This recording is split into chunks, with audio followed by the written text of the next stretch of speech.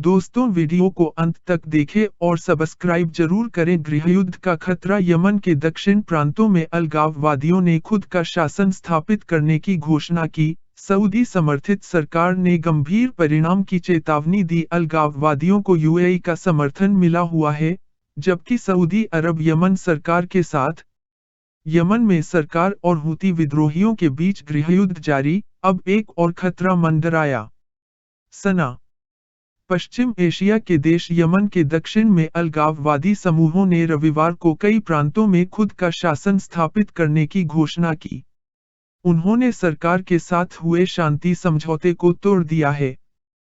बड़ी बात यह है कि अलगाववादियों ने यमन की आर्थिक राजधानी अदन में भी कब्जा कर लिया है। वहीं, सऊदी समर्थित सरकार ने चेतावनी देते हुए कहा कि इसके खतरनाक और गंभीर परिणाम होंगे।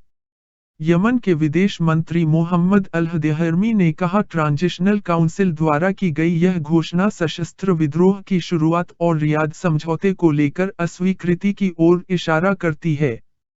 यमन में गृह युद्ध खत्म करने के लिए दोनों पक्षों ने संयुक्त राष्ट्र की देखरेख में शक्ति साझा करने को लेकर एक समझौते पर हस्ताक्षर किए हैं। अलगाववादी समूह सदर्न ट्रांजिशनल काउंसिल ने आपातकाल की घोषणा की। साथ ही कहा कि 25 अप्रैल की आधी रात से दक्षिणी प्रांतों और बंदरगाह शहर पर उनका खुद का शासन होगा।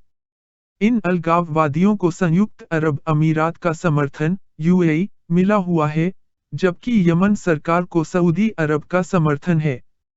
अलगाववादियों ने सरकार पर भ्रष्टाचार और कुप्रबंधन के आरोप लगाए हैं। दोनों पक्षों की तानातनी से गृह युद्ध का खतरा। दोनों पक्षों के बीच तानातनी एक और गृह युद्ध का एक जटिल पहलू है। एक तरफ अलगाववादी हैं और दूसरी तरफ राष्ट्रपति अब्दुर्रब्बू मंसूर हादी के प्रति वफादार सैनिक। दोनों ने यमन के हूती विद्रोहियों के खिलाफ सऊदी अरब के नेतृत्व में मिलकर युद्ध लड़ी थी।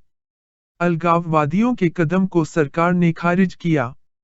यमन सरकार ने अलगाववादियों के इस कदम को खारिज कर दिया।